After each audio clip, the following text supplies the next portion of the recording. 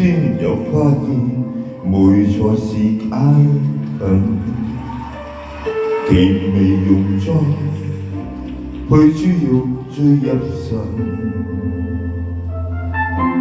另有數次蒸魚放落，忘掉鹹味更真，舉動就會鮮味倍增。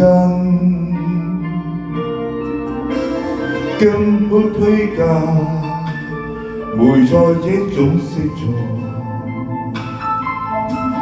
這道美食源自惠州來，只放在旁，亦能突顯出它那價值，留下大神都跟你講。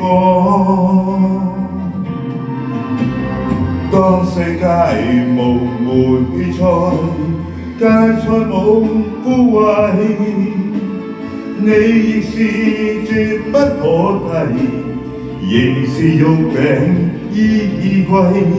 當世界無梅菜，肢解菜盡晒，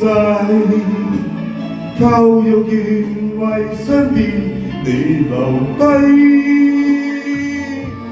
同尋時沾光輝，同承受風雨季，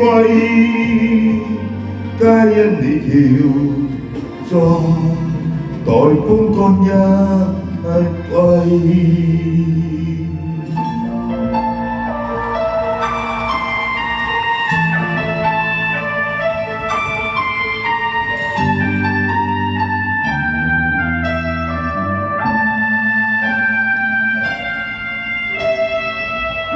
甚內疚，只孤獨食，無和人分享。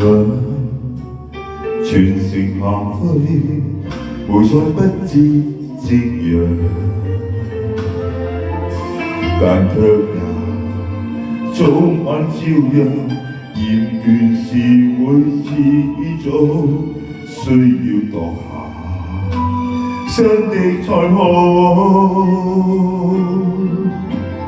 今晚堅決研究更多食材，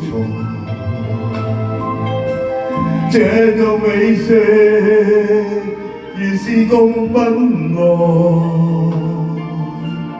緊掛路旁，讓人們都知它那美極，為讓特產須跟你講。將芥菜成梅菜，芥菜無枯萎，佢亦是絕不可替，仍是梅菜依歸。當餸菜放落梅菜，會放晒落胃，每滴亦絕不會被留低。成日食不會貴，成條亦不破費，皆因放情愛，可存放很多季。當世界成名菜，芥菜冇生藝，佢亦願被辛酸醃製而留低。同尋回憶光輝，同成敗不閉翳，皆因你長埋是風光一世。